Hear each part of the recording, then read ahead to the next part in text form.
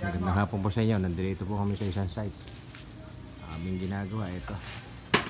Lilinya po kami pero tignan po natin yung bahay. Yan, okay. Yung septic tank natin. Contrary overflow. Lumabas dito. So dito ito po yung nililinya namin ngayon.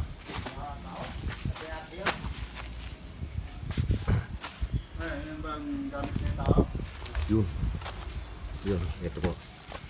Naka-prepare na tayo rito ng isang butas, pero ito tayo doon magmumula sa kabila po kasi ito. Yan.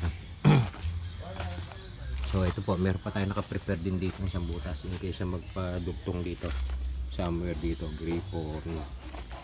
So ayun po, umakyat ng konti yan, pero di diretso doon sa kabilang dulo. Andun po yung CR sa kabilang dulo, so okay na po yan.